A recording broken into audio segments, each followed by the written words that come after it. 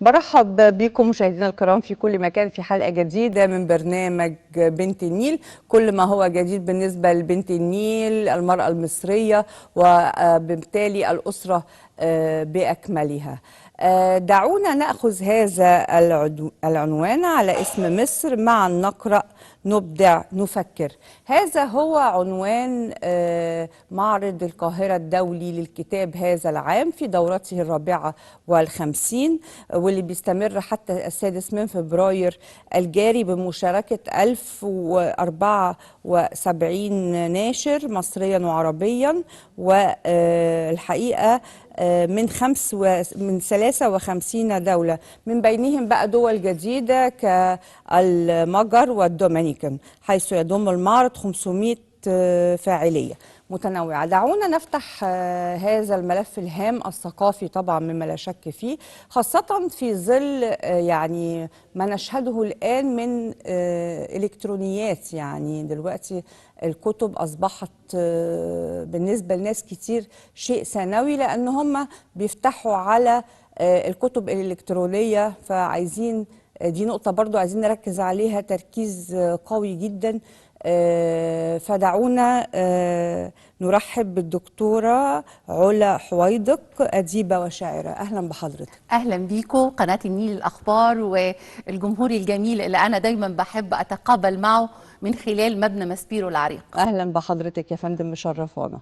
طيب دعونا نتابع هذا التقرير ونعود إليكم لاحقا.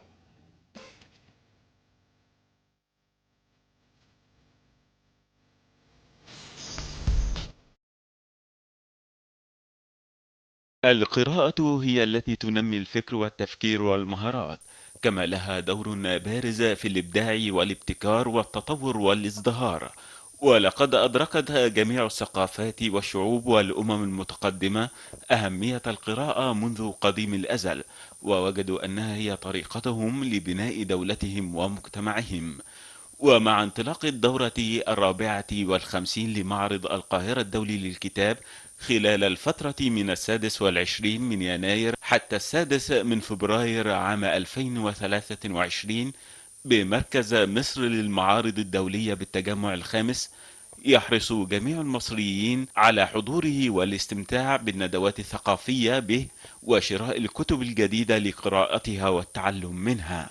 ويعد معرض الكتاب حدثا كبيرا يجب أن يحرص الطلاب وأولياء الأمور على الاستفادة منها، ويجب أن يزرع الآباء حب القراءة داخل أبنائهم منذ سن صغير، ويعلموهم أهمية مطالعة الكتب بشكل مستمر، لأنها سوف تساعدهم على اكتساب المعرفة والعلوم، حيث من المستحيل بناء مواطن من دون تمكينه من القراءة وسبل الوصول إلى المعرفة والعلم. وبناء على هذه الأهمية التي تكتسبها القراءة، فإن من أهم مسؤوليات وواجبات الأسرة بث روح القراءة وتوجيه الأطفال إلى قراءة ومطالعة الكتب والمجلات والقصص التي تناسب أعمارهم ومستويات تفكيرهم وأنواع واهتمام مواهبهم، من خلال مكتبات الطفل التي يوجد فيها الكثير من أنواع المعرفة. وحتى يكون فعل الوالدين مؤثرا، يجب أن يكون القدوة الصالحة للأبناء، فلا يمكن للأطفال أن يقدموا على الكتاب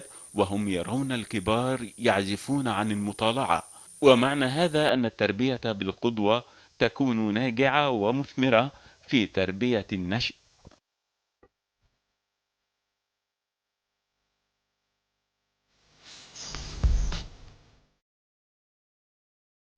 برحب بكم مرة أخرى. برحب بالدكتورة علا، أديبة وشاعرة. دكتورة علا، في الفاصل كنا بنتكلم مع بعض، الحقيقة في لفتة ظريفة وجميلة، إن أنتي قلتي لي أنا عندي قصيدة شعر باسم بنت النيل. دي حقيقة. فالحقيقة أنا يعني يسعدني إن أنا هبتدي بدي. حلو. يعني أنا هبتدي بالقصيدة، يا جزء بنت من النيل. قصيدة نعم. بنت النيل. اتفضلي نعم. يا فندم.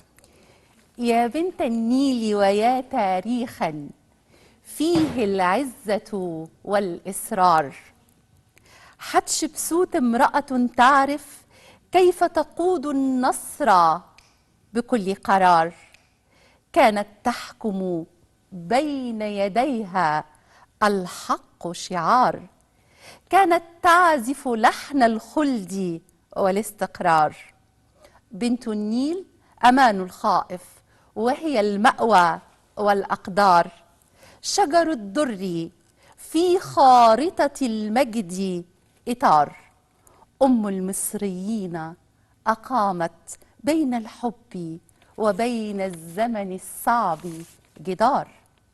بنت النيل سميرة موسى شهيدة وطن، سكبت في صحراء العقل يقينا، فاضت علما كالأنهار.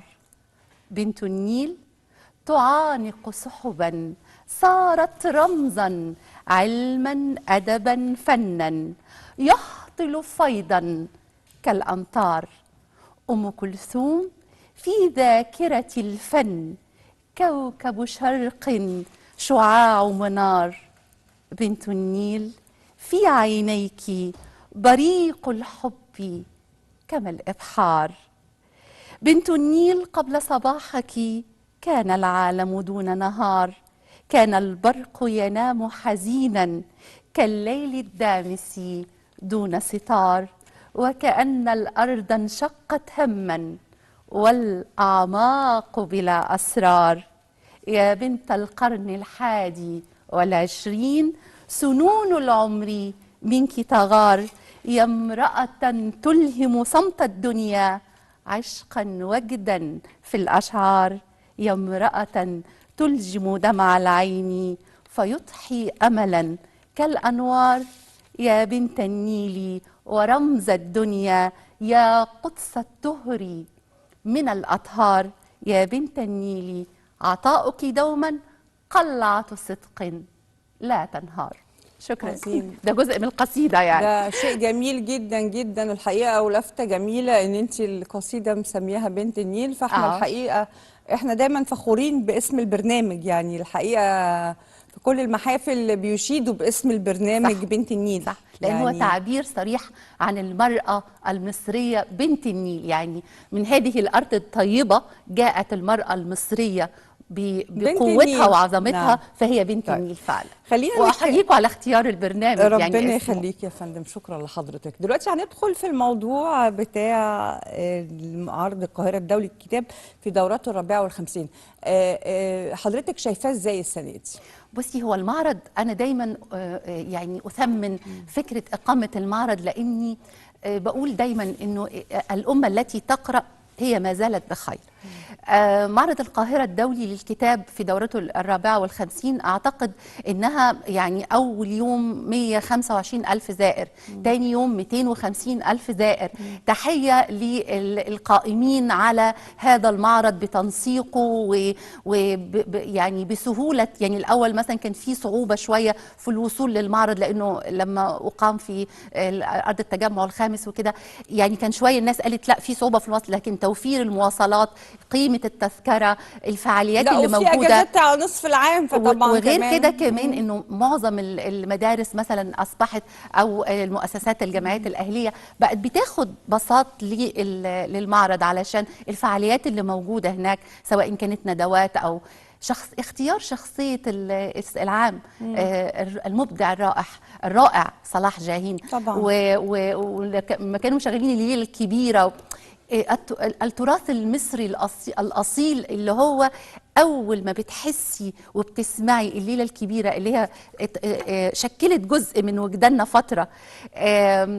يعني النهاردة برضو استضافة المملكة الأردنية كهي يعني الدولة، يعني دولة مستضيفينها هنا في المعرض. لا، كل دي حاجات رائعة. فكرة انه الكتب بالتقسيط، ما دي حاجة كمان لطيفة جدا تتماشى مع يعني الأزمة الاقتصادية شوية. حاجات كتيرة قوي أنا شايفاها هم بيحسنوا كل سنة عن سنة. يعني زي ما بيقولوا بيجودوا بشكل يتسق مع متطلبات الفترة دي. فبعتبر ان هو وسام على صدرنا. معرض القاهرة الدولي للكتاب ده وسام على صدري. أنا كمثقفة مصرية بقول أنا شاركت مثلا في معرض القاهرة الدولي للكتاب. لا يعني بحس بالفخر إنه ما زالت هناك حضرتك بارقة أمل. مشاركة في السنة دي؟ عندي ديوان اسمه وتسألني أين الشمس، وديوان اسمه 20 عاما مضت، دول مشاركة بيهم في المعرض. وإن شاء الله بإذن الله في ديوان ثالث بقى المفروض قريبا هينزل اسمه بحر بلا ساحل إن شاء الله. إن شاء الله. طيب خلينا نتكلم عن دور الأسرة، وتحديدا يعني المرأة المصرية أو بنت النيل نعم. في اصطحاب أولادها إلى معرض القاهرة الدولي والاهتمام به، وخاصة أن السوشيال ميديا من أكبر التحديات طبعا اللي بتقابل مثل هذه المعارض، من خلال طبعا بيع الكتب والنشر.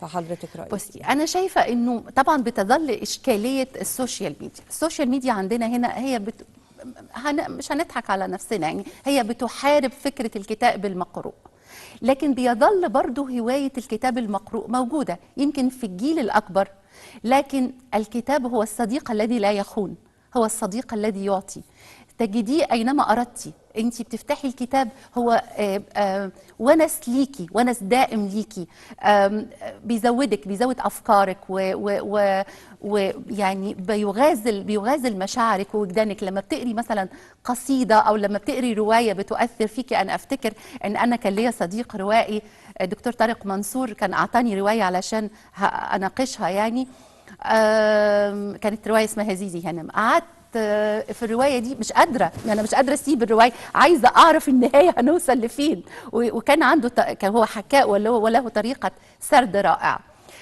فبتظل فكره الكتاب المقروء له بريق وله له بريق وانين، لانك انت دايما بتحسي ان هو حد مصاحب ليكي اينما ذهبتي.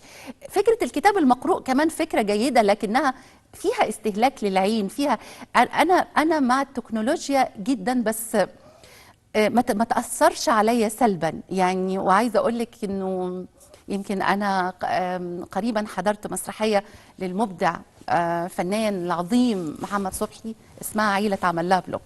يعني انا بناشد الناس كلها انها اي اسره تاخد اولادها ويروحوا يتفرجوا على المسرحيه. ابداع فني رهيب. يعني هو بيتحدث عن كل السلبيات والتحديات التي تقابل الأسرة المصرية، وبيعالجها بقى من 200 سنة فاتت ل 30 سنة جاية، بشكل كوميدي، بشكل في تراجيدي وفي كوميدي وفي قيمة. فبجد تحية لبابا ونيس الفنان المبدع المتألق محمد صبحي، صاحب المدرسة الفريدة في التوغل داخل الأسرة المصرية والتعبير عن القيم المصرية، الخلق، الأخلاق. هي دي أيقونة الحياة اللي لازم نتمسك بيها الحقيقة، وده علشان المفروض أن يقوم به أو تقوم به يعني القوى الناعمة. ده مهم قوي يعني. نعم. الحقيقة واحنا نتحدث عن الكتب والنشر من خلال معرض القاهرة الدولي للكتاب، مهم جدا على فكرة ان يكون هناك قوة ناعمة بترد على السلبيات اعتقد انه سياده اللي الرئيس فيها المجتمع. سياده الرئيس عبد الفتاح السيسي في لما اشار الى دور القوى الناعمه في تشكيل الهويه الثقافيه المصريه وفي تشكيل الشخصيه المصريه وفي الارتقاء بالمجتمع، كان لديه كل الحق. لانه انت النهارده هو القوى الناعمه هي مرآة المجتمع طبعا. لن تجدي مجتمع متقدم الا اذا حضرتك شايفه ازاي الفنون فيه متقدمه. شايفه القوى الناعمه في مصر ازاي؟ لا انا النهارده شايفه فيه بارقه امل شديده. يعني انت لو لاحظتي مثلا مسلسل فيلم زي الممر، مسلسل زي الاختيار، النهارده داخل كل شاب صغير انت نفسك تطلعي، نفسي اطلع ضابط. ليه؟ لان انت قربتي من وجدانهم، عملوا غرس قيم، في غرس للقيم. يمكن انا في رساله الزماله بتاعتي في كليه الدفاع الوطني في اكاديميه نصر العسكريه العليا كنت قايله استراتيجيه مقترحه لدور الاعلام في التربيه في تدعيم الامن القومي المصري. طبعا. فانت عندك النهارده الاعلام التربوي له دور مؤثر، لانه في منه منهج خفي.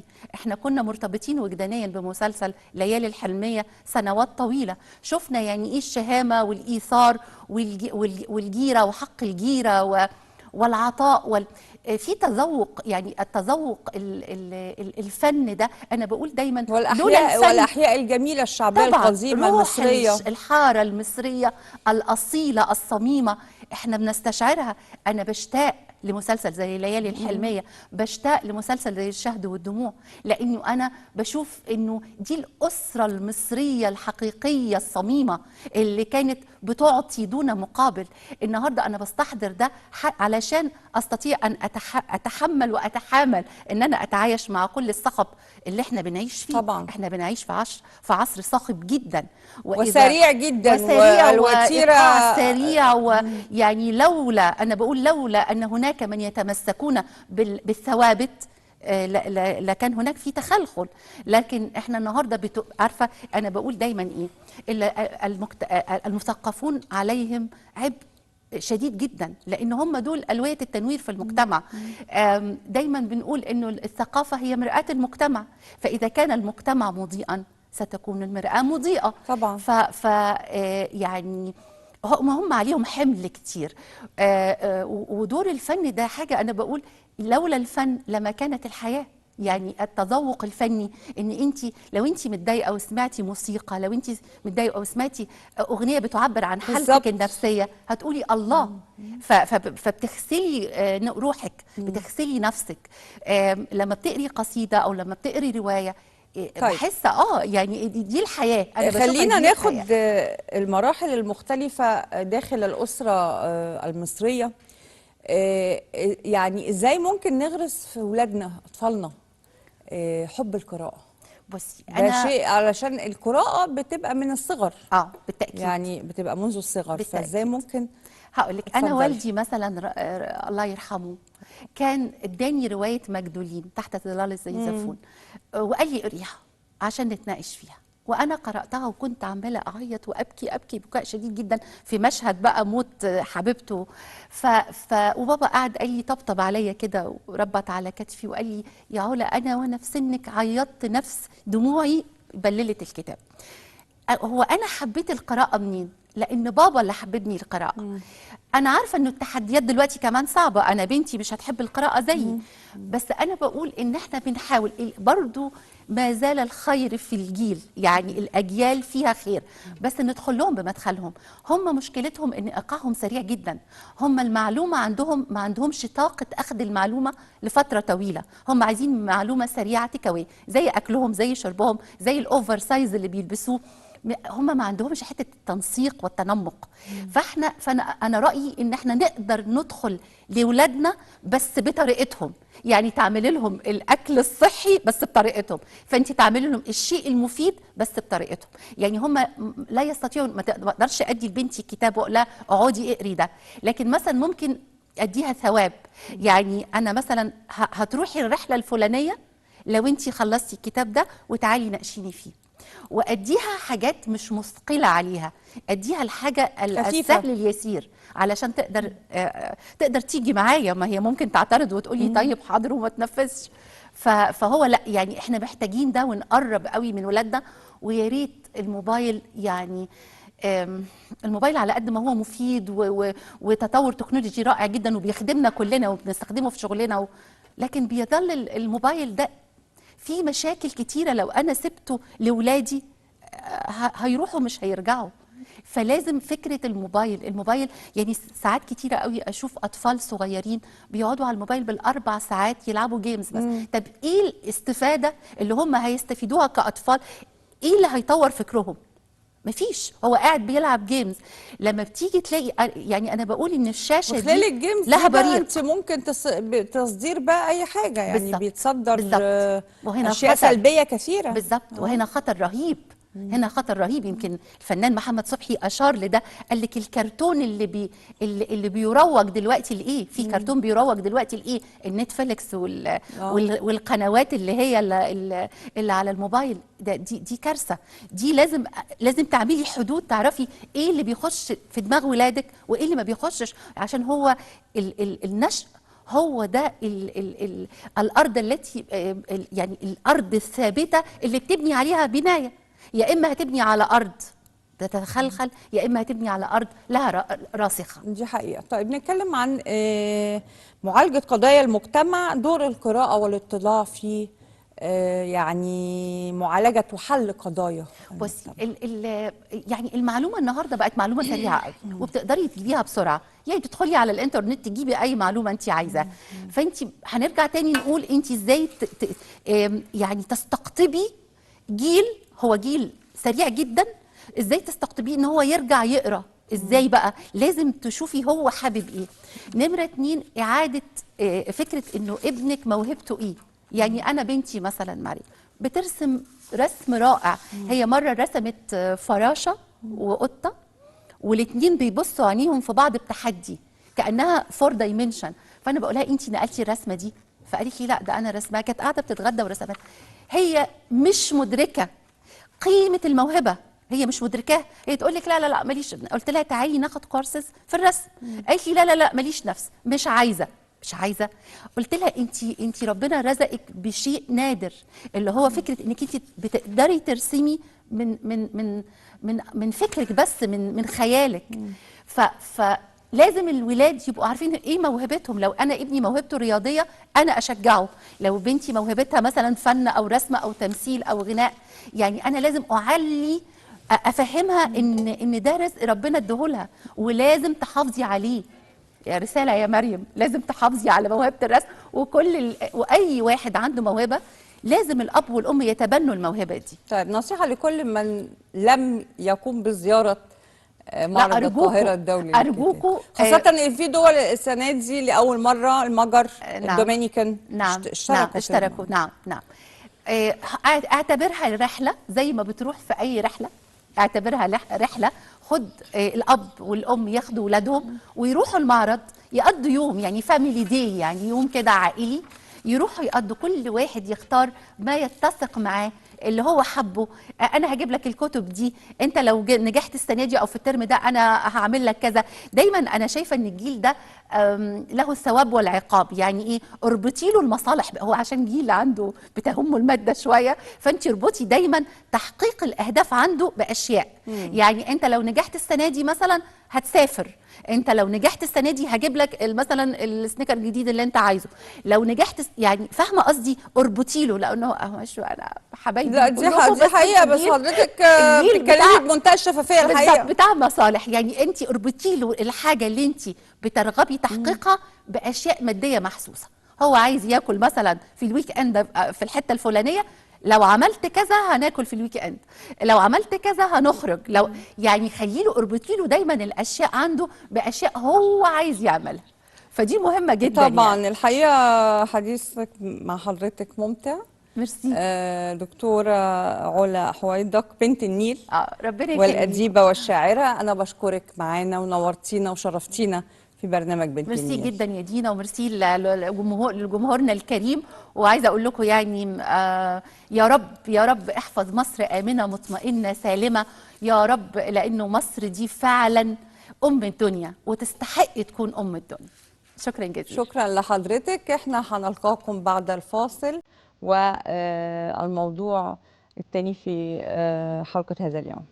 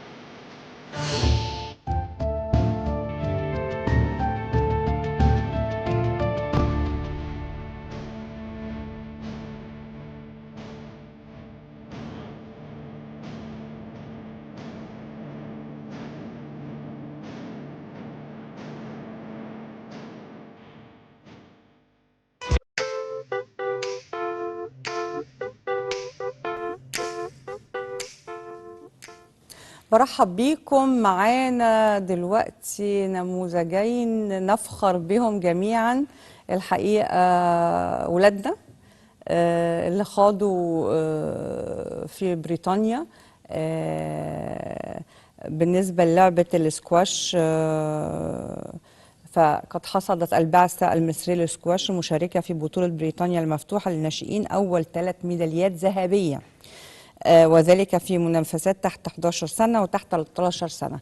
احنا معانا نموذجين، فحصلت جوري خشبة على المركز الرابع ببطولة بريطانيا المفتوحة للناشئات تحت 11 سنة. مبروك وصباح الخير، ازيك واخبارك ايه؟ الحمد لله. كويسة؟ الحمد لله. مبسوطة بالتكريم؟ الحمد لله. معي أيضا يارا زرقانية، حصدت المركز الخامس ببطولة بريطانيا المفتوحة للناشئات للسكواش تحت 11 سنة أيضا. مبروك على التكريم. شكرا. طيب دلوقتي احكوا لي بقى يا جوري، تكلميني من وانت صغيرة بتحبي طبعا أكيد السكواش، فابتديتي من كام سنة؟ ويعني اديني نبذة سريعة كده عن تاريخ اللعبة معاكي يعني. أنا في الأول ابتديت من عندي علي صوتك شوية. في الأول ابتديت من عندي 6 سنين، بعد كده دخلت نادي الصيد، ودخلت فريق وانا عندي 8 سنين. وبعدين؟ وبعد كده ابتديتي بقى تلعبي. أيوة. وابتديتي بتلعبي بقى مع النوادي الأخرى يعني. كنت بتكسبي على طول بقى ولا ساعات وساعات؟ ساعات يعني، ساعات بكسب وساعات بخسر. طيب ايه الحاجات اللي انت اشتركتي فيها في مصر؟ يعني احنا بنتكلم عن البطولة بريطانيا مفتوحة، لكن انت في مصر شاركتي في ايه؟ لعبت يعني لما انا لعبت سكواش، في الاول دخلت البطولة. لما دخلت البطولة يعني لما دخلت البطولة في الأول لعبتي بقى مع نوادي تانية، ولعبتي بقى مع نوادي تانية طب لا، لعبت أول مرة كنت تسافري بره مصر ولا سافرتي قبل كده؟ لا، دي أول مرة. كنت أول مرة خالص تسافري؟ أول مرة خالص. طيب هنيجي بقى عند السفر لبريطانيا واللي حصل هناك وعملتوا ايه، بس خليني برضو أكلم يارا. قولي لي تاريخك مع السكواش، ومن امتى كنت بتلعبي برضو من عندك 6 سنين؟ بدأت من وانا عندي 6 سنين. بعدين قمت دخلت ألعاب كتيرة، طلعت فيها يعني شاطرة. بعدين قمت حبيت السكواش بقى. لعبتي ايه بقى غير السكواش وبعد كده اخترتي السكواش؟ لعبت جمباز وكاراتيه وسباحة وبس. لقيتي ان السكواش بالنسبه لك هو ده لعبتك المفضله؟ حبيت السكواش. طيب حبيتي السكواش. برضو كنتي بتلعبي مع نوادي اخرى وبتشتركي في بطولات محليه؟ ما طلعتيش قبل كده برضو قبل بريطانيا اي بلد؟ دي اول بطوله. طيب احكي لي بقى لما جالك خبر ان انت هتسافري بريطانيا في هذه الدوره البريطانيه المفتوحه، عملتي ايه؟ انا قعدت اتمرن كتير ومع كباتن نادي الصيد وكابتن اسلام عادل وكابتن برولوس، وقعدنا نتمرن كتير عشان نستعد للبطوله. طيب واحكي لي بقى على السفر نفسه، كنت عملتي ايه بقى في السفر؟ في الاول عشان قبل الماتشات يعني بيومين قعدنا نتمرن برضو مع الكباتن عشان نستعد للبطوله. فدخلنا البطوله. طيب احكي لي برضو رحلتك بقى مع بريطانيا. يعني عملتي ايه بقى لما جالك خبر ان انت هتسافري؟ طبعا فرحت. بعديها قمت اتدربت كويس بقى عشان اشتغل على نفسي قوي، ورحت هناك عشان العب كويس. ساعتها قبل ما اسافر اتمرنت مع التيم بتاع المنتخب. بعدين اول ما رحنا هناك برضو اتمرنت تمرينات مع كباتن المنتخب، وبعدين قمت لعبت البطوله بقى. طيب لعبتوا مين؟ يعني ايه الدول اللي كانت قدامكم اللي انتوا كسبتوها؟ لعبت مع USA، امريكا، الولايات المتحده الامريكيه. لعبت مع مين تاني؟ انا مش فاكره قوي، بس انا لعبت مع دول كتيره. بس الUSA اللي انت فاكراها؟ لا، فاكراها. يعني انت لما خدتي اخر حاجه الجايزه كانت من الماتش الاخير مع مين؟ لا، مع ناس مصريين في الاخر. مع المصريين، بقيتوا مصريين مع بعض. كلهم يعني الناس الرابعه كلهم مصريين. طيب بالنسبه للكاس الجميل ده، ده اداكي حافز على حاجه اكبر؟ ايه بقى؟ يعني حسيت ان انا ممكن اكون احسن ان انا ادخل بطولات كبيره. عشان انت لسه تحت 11 سنه. طيب برضو يا يارا، الكاس الجميل ده اداكي دافع لحاجه او حسيتي بحاجه؟ حسيت ان انا عايزه اخد كاسات اكتر. قولي لي انت طبعا بتروحي المدرسه. طيب بتوفقي بين الدراسه ازاي ومواعيد اللعب بتاعتك؟ انا ممكن اصحى اذاكر شويه، بعد كده اروح التمارين، بعد كده ارجع برضو اذاكر. يعني ممكن في التمارين ما النص. بتعطلكيش عن المدرسه؟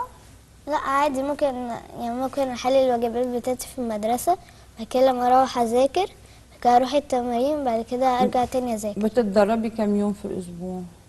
كل يوم الى الجمعه. كل يوم في نادي الصيد؟ نفس السؤال ليكي برضه. انت بتروحي طبعا المدرسه بتذاكري؟ بذاكر في الصبح، يعني فتره الصبح. بعديها بقوم رايحه الاسكواش من الساعه 4 لحد بالليل بقى. وده بشتغل عليه كل يوم.